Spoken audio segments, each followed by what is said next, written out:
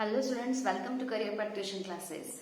तो आज हम नए टॉपिक से नई शुरुआत कर रहे हैं। पहले मैंने वैसे ये प्रीवियस टॉपिक ले लिया था, बट मैंने आपको फिर से कहा था कि मैं इसको रिपीट कराऊंगी। तो अल्डोल कंडेंसेशन एंड कैरिजर रिएक्शन हम फिर से आज पढ़ रहे हैं।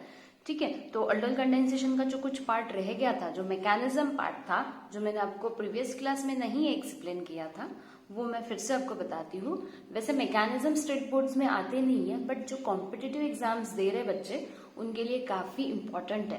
ठीक है, तो हम अल्डोल कंडेंसेशन को मैं फिर से शॉर्ट रिकैप दे देती हूँ। तो उसमें आप देखिए कि अल्डोल कंडेंसेशन, जैसे मैंने पहले भी प्रीवियसली आपको एक्सप्लेन कर दिया था कि अल्डोल कंडेंसेशन, अल्डोल का मतलब होता है, अल का मतलब होता है अल्डिहाइड और ओएल का मतलब होता है आपका अल्कोहल। तो ऐसा ग्रुप जहां पे अल्डिहाइड और अल्कोहल दोनों ग्रुप रहेंगे। और कंडेंसेशन का मतलब तो आपको पता ही है, दो मॉलिक्यूल्स कंडेंस जहां पे होंगे। ठीक है, टू मॉलिक्यूल्स जहां पे कंडेंसर के वन मॉलिक्यूल बनाएंगे उनको कहा जाता है अल्डोल कंडेंसेशन। तो जब ऐसे मैंने थ्योरी बता दी थी कि यहाँ पे आपको जरूरी है कि अल्डिहाइड, दो अल्डिहाइड या दो कीटोन कोई भी हो सकते हैं, पर स्पेसिफिकली आपको जरूरी है कि उनके पास एक अल्फा हाइड्रोजन होना चाहिए। अल्फा हाइड्रोजन का मतलब आपको पता होगा कि फंक्शनल ग्रुप के नियरेस्ट कार्बन के पास जो हाइड्रोजन रहता उसको कहा जाता है अल्फा हाइड्रोजन। फंक्शनल ग्रुप का नियरेस्ट कार्बन जिसका जो हाइड्रोजन रहेगा उसको कहा जाता है alpha hydrogen. Alpha hydrogen atom रहेगा तो ही ये रिएक्शन अल्डोल कंडेंसेशन दे सकता है, वो कंपाउंड्स अल्डोल कंडेंसेशन दे सकते हैं, otherwise it will be very hard to tough. ठीक है, तो ये वार्म किया जाएगा माइल्ड बेस। ठीक है, माइल्ड बेस है। अब जैसे मैंने कहा था कि अल्डोल कंडेंसेशन में तीन चीजें आपको बहुत इंपॉर्टेंट है कि यहाँ पे एक तो अल्डिहाइड या कीटोन चाहिए, वो तो कंफर्म है, पर इसमें अल्फा हाइड्रोजन चाहिए। तो नेसेसरी है कि अल्डिहाइड या कीटोन में आपका अल्फा हाइड्रोजन होना बहुत कंपलसरी है। और साथ साथ में ये रिएक्शन माइल्ड बेस में देती है। माइल्ड बेस का मतलब होता है बहुत वीक बेस चाहिए।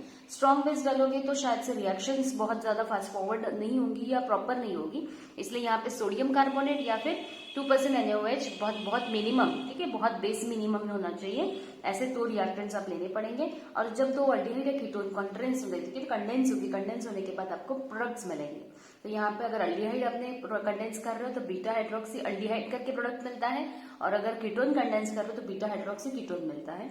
मैकेनिज्म मैंने बता दिया था कि यहाँ पे जो होता है स्पेसिफिकली एक अल्डोल कंडेंसेशन। तो अल्डोल कंडेंसेशन का मतलब होता है यहाँ पे अल्डोल कंडेंसेशन में अल्डिहाइड और अल्कोहल, ठीक है, दोनों group at a time bind up रहेंगे एक ही एटम में या एक ही मॉलिक्यूल में, सॉरी एटम नहीं, एक ही मॉलिक्यूल में, एक ही कंपाउंड में। आपका अल्डिहाइड मतलब CHO ग्रुप और अल्कोहल मतलब आपका OL मतलब OH ग्रुप, अल्कोहल ग्रुप, ठीक है, वो दोनों कंडेंस होंगे, इसलिए उसको कहा जाता है अल्डोल कंडेंसेशन। मैकेनिज्म अगर देखा जाए तो यहाँ पे जैसे मैंने बताया कि एडिशन टेक्स प्लेस होता है अल्फा कार्बन एटम के पास। एक मॉलिक्यूल जो रहेगा अटैच रहेगा carbonyl carbon of the other molecule with the migration of alpha hydrogen atom. तो एक मॉलिक्यूल का जो अल्फा हाइड्रोजन एटम रहेगा वो माइग्रेट होगा दूसरे एटम के पास, जैसे मैंने आपको रिएक्शन एक्सप्लेन कर दी थी। ठीक है, तो ये मैकेनिज्म आई होप आपने लिख लिया होगा पहले, ये पहले का ही पढ़ाया हुआ है, मैं सिर्फ स्मॉल रिविजन दे रही हूँ आपको, क्योंकि ये इंपॉर्टेंट टॉपिक है, दैट्स वाई। ठीक है, तो इसीलिए हम ये बार बार पढ़ रहे हैं। तो जैसे मैंने एग्जांपल में दिया था आपको कि एसिडाल्डिहाइड अगर है CH3CHO, और ये भी एसिडाल्डिहाइड है, सिर्फ मैंने कार्बन के हाइड्रोजन इलेबोरेट कर दिए और CHO माइल्ड बेस के साथ रिएक्शन हो रहा है स्पेसिफिक टेम्परेचर्स पे। तो आपको दिख रहा है कि यहाँ का जो हाइड्रोजन है, स्पेसिफिकली मैं यहाँ का हाइड्रोजन, ठीक है, ये जो हाइड्रोजन है ये टर्न हो रहा है, मतलब उसने जो कहा था कि अल्फा हाइड्रोजन है वो डाइवर्ट हो रहा है, अल्फा हाइड्रोजन जो है वो ट्रांजिस्ट हो रहा है, ठीक है, ट्रांसफर हो रहा है एक एटम से, सॉरी एक मॉलिक्यूल से दूसरे मॉलिक्यूल तक। तो यहाँ से यहाँ वो ट्रांसफर हो रहा है। बाकी चीजें सेम ही दिख रही है आपको, CH3 अपनी जगह पे है, CH भी अपनी जगह पे है। ये ऑक्सीजन और हाइड्रोजन, यहाँ का जो हाइड्रोजन अल्फा हाइड्रोजन एटम यह ट्रांसफर हो रहा है और ये बाइंड अप हो रहा है नीचे से पोजिशन में। ये CH2 अपनी जगह पे है एंड CHO भी अपनी जगह पे है। अब यहाँ पे आपको प्रोडक्ट मिल रहा है एसिटाल्डोल। ठीक है, तो एसिटाल्डोल का मतलब ये होगा Al मतलब अल्डिहाइड जो CHO ग्रुप फंक्शनल ग्रुप है अल्डिहाइड, और OL मतलब अल्कोहल जो OH ग्रुप है। ठीक है, तो आप ये एक रिएक्शन भी अच्छे से लिख सकते हैं। ठीक है, ज्यादा इंपॉर्टेंट मतलब इंपॉर्टेंट तो बहुत है पर ज्यादा टेरिफिक भी नहीं है, जैसे लोग डरा के रखते हैं ना कि अल्डोल कंडेंसेशन नाम में ही आपको दिख रहा है कि बाप रे बहुत डेंजरस रिएक्शन होगी, तो ऐसा कुछ नहीं है, काफी सिंप्लीफाइड रिएक्शन है। सिर्फ हाइड्रोजन का ट्रांसफर हो रहा है एक मॉलिक्यूल से दूसरे मॉलिक्यूल तक और बाइंड अप हो रहा है, दो एटम्स कंडेंस हो रहे हैं। कंडेंसेशन का मतलब होता है सिंपल वो दोनों molecule at a time add हो रहे हैं, एक जैसे बन रहे हैं। ठीक है, और इसीलिए इसको अल्डोल कहा जाता है। अब नेक्स्ट है कीटोन के साथ। तो कीटोन के साथ अगर हम रिएक्शन देखें तो यहाँ पे अल्फा हाइड्रोजन ही होना चाहिए, सेम है, और पर यहाँ पे अल्फा बीटा अनसैचुरेटेड कीटोन होता है। ठीक है, तो कीटोन में मैंने ऐसे लिख दिया CH3CCH3 double bond O plus CH3CCH3 double bond O, दोनों कीटोन मॉलिक्यूल है। बेरियम हाइड्रोक्साइड के प्रेजेंस में रिएक्शन दे रहा है, ये आपकी बुक में दिया हुआ, इस वजह से मैंने यहाँ पे नोट आउट कर दिया। ठीक है, सिंपली है, हाइड्रोजन का ट्रांसफर हो रहा है, ये हाइड्रोजन यहाँ पे ऑक्सीजन के साथ बाइंड अप हो जाएगा। ठीक है, ऑक्सीजन हाइड्रोजन के साथ बाइंड अप हो रहा है, सिंपली जैसे ऊपर आपने रिएक्शन पढ़ी सेम थिंग है। तो CH3 अपनी जगह पे, C अपनी जगह पे, CH3 अपनी जगह पे, यहाँ का हाइड्रोजन ऑक्सीजन के साथ बाइंड अप हो गया। ठीक है, तो डबल बॉन्ड जो था यहाँ पे वो टूट के सिंगल बॉन्ड कन्वर्ट हो गया, और ये CH2 अपनी जगह पे है, एंड CH3 भी अपनी जगह पर, डबल बॉन्ड O भी अपनी जगह पे। ठीक है, आई होप सबको समझ रही है। हाइड्रोजन का सिर्फ ट्रांसफर हो रहा है ऑक्सीजन के पास, और ऑक्सीजन और कार्बन का जो डबल बॉन्ड बना हुआ था वो ब्रेक हो गया है, उस वजह से आपको चीजें दिख रही है 4 हाइड्रोक्सी 4 मिथिल पेंटेन 2 ONE। ठीक है, तो 4 हाइड्रोक्सी का मतलब होता है, अगर काउंट डाउन करें तो काउंट डाउन में मैंने आपको पहले भी बताया था कि IUPAC में हम लॉन्गेस्ट चेन सिलेक्ट करते, तो ये हो गई आपकी longest chain. This is a first carbon, क्यों? क्योंकि फंक्शनल ग्रुप नियरेस्ट है, उस वजह से ये पहला कार्बन हो जाएगा आपका, ये दूसरा, तीसरा, चौथा और पांचवा, मतलब methane, ethane, propane, butane, pentane, तो आपका ये 5 पेंटेन कार्बन है। ठीक है, सेकंड कार्बन पे कीटो ग्रुप लगा है, इसलिए पेंटेन 2 ONE हो गया। फोर्थ कार्बन पे आपका मिथिल ग्रुप लगा है, इसलिए 4 मिथिल, और 4 कार्बन पे हाइड्रोक्सी भी ग्रुप लगा है, इसलिए 4 हाइड्रोक्सी। तो आपको जजमेंट आ जाएगा कि फोर्थ कार्बन पे मिथिल और हाइड्रोक्सी दोनों ग्रुप्स लगे हैं, इसलिए इसका नाम हो जाएगा 4 हाइड्रोक्सी 4 मिथिल, और मेन जो चैन है हमारी वो पेंटेन की है। सेकंड कार्बन पे कीटो ग्रुप लगा, इसलिए पेंटेन 2 ONE, ऐसा हमारा प्रोडक्ट बनेगा, इसका नाम एसिटोलोल। ठीक है, जैसे वो कीटोल था, सॉरी ये एसिटोलोल था, वैसे ही ये एसिटोल लिखा हुआ है, या कीटोल भी लिख सकते हो आप। ठीक है, पर आपको जजमेंटल नाम देने हैं, तो मेन नाम हमारा यही है IUPAC नेम के हिसाब से। अब मैं अगर इसमें से वाटर मॉलिक्यूल एलिमिनेट करूं, तो वाटर मॉलिक्यूल एलिमिनेट होना यही है, एक कार्बन का OH और इस कार्बन का H, तो ये OH और H जो मैंने सर्कल आउट कर दिए है वो रिमूव हो जाएंगे, बाकी चीजें आपकी एज इट इज बाइंड हो जाएंगी।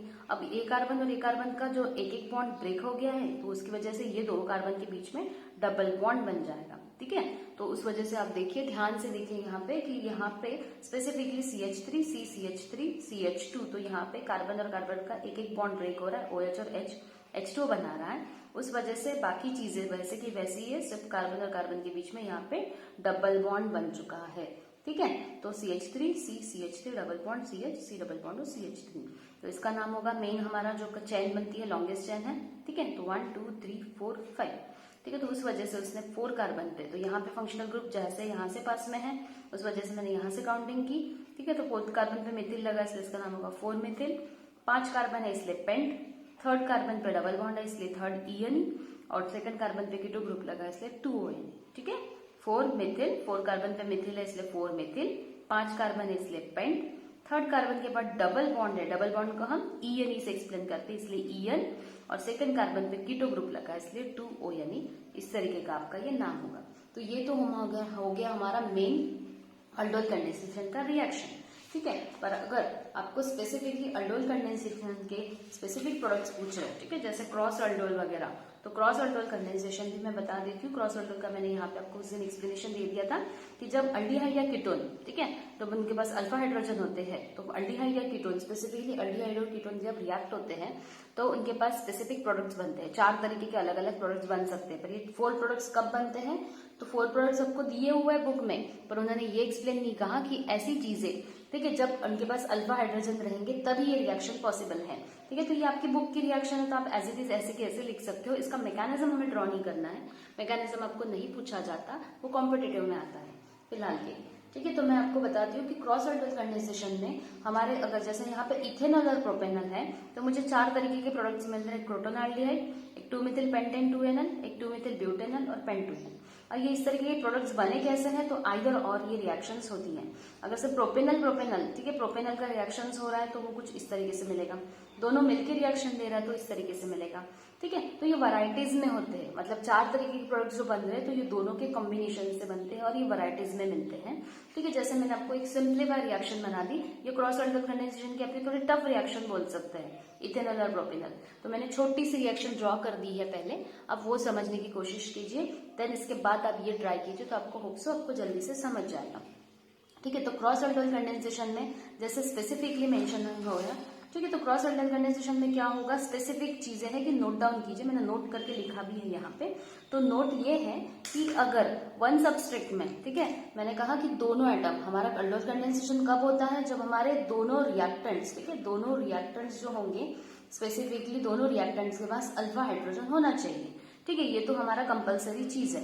पर अगर एक रिएक्टेंट के पास, ठीक है, हाँ, और ये भी मेंशनिंग किया आपकी बुक में कि अगर दोनों रिएक्टेंट के पास अल्फा हाइड्रोजन है, अल्फा हाइड्रोजन का मतलब, ठीक है, नियरेस्ट फंक्शनल ग्रुप के पास जो कार्बन रहेगा उसका हाइड्रोजन मतलब अल्फा हाइड्रोजन, ठीक है, नियरेस्ट फंक्शनल ग्रुप, जैसे मैंने ड्रॉ करके अभी दिखाया, अभी ये फंक्शनल ग्रुप है, इसके बाजू वाले के पास अगर हाइड्रोजन है तो उसको कहा जाएगा अल्फा हाइड्रोजन एटम।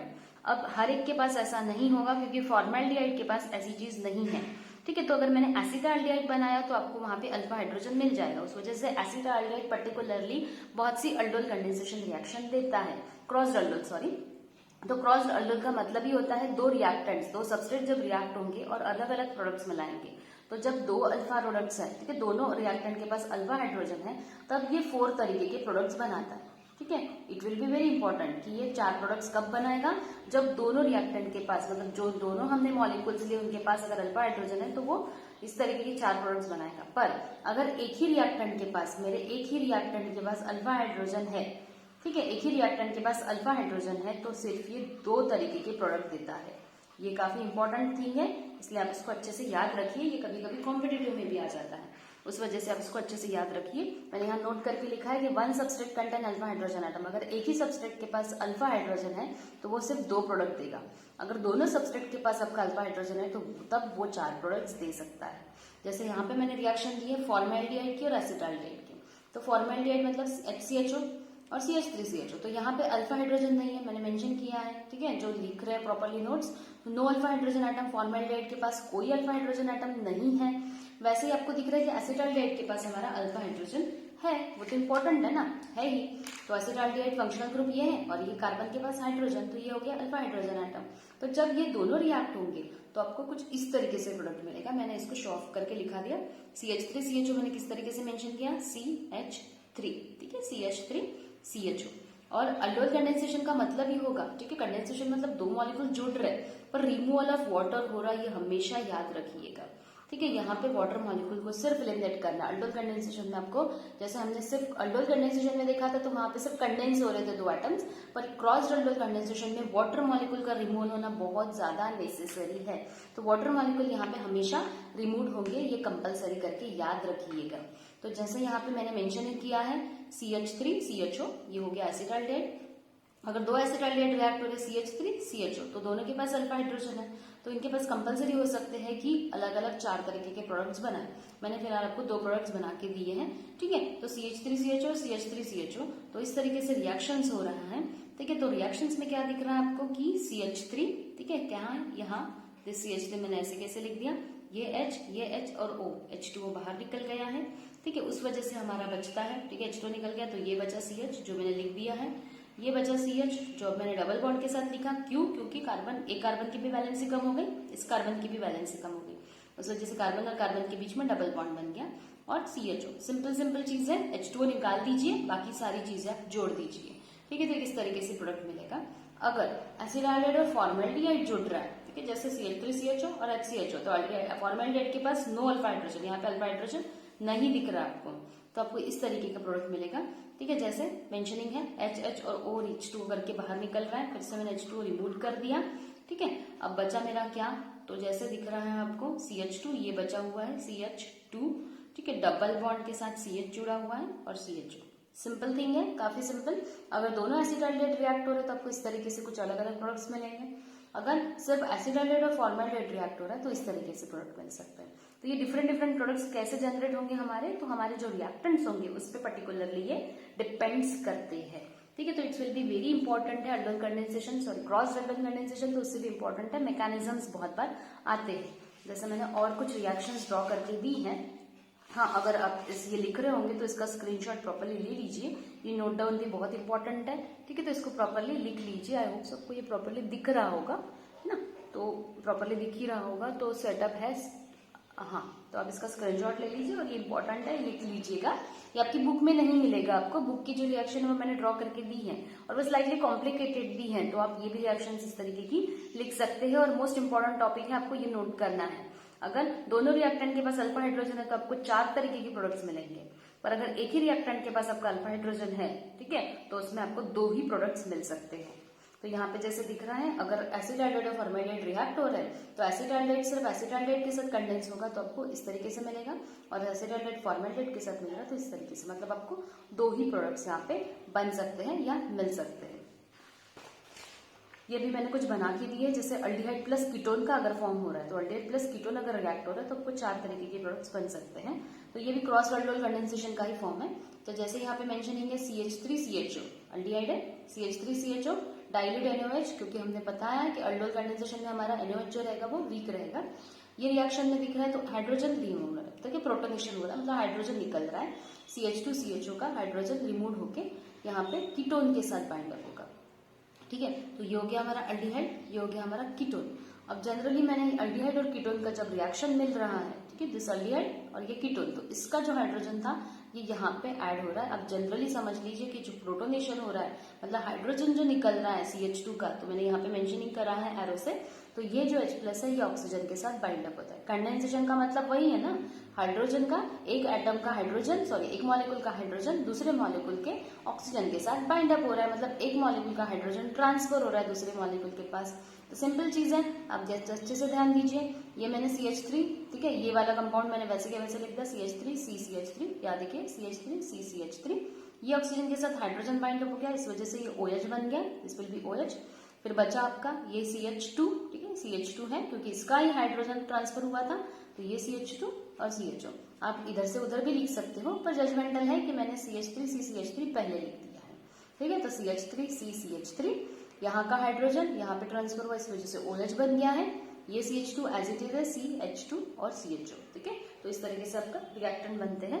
अब जैसे इसको मैंने फिर से मॉडिफाई किया है, जैसे मैंने कहा वाटर मॉलिक्यूल मैंने रिमूव कर रहा है, तो यहाँ से भी मैं वाटर मॉलिक्यूल रिमूव कर सकती हूँ।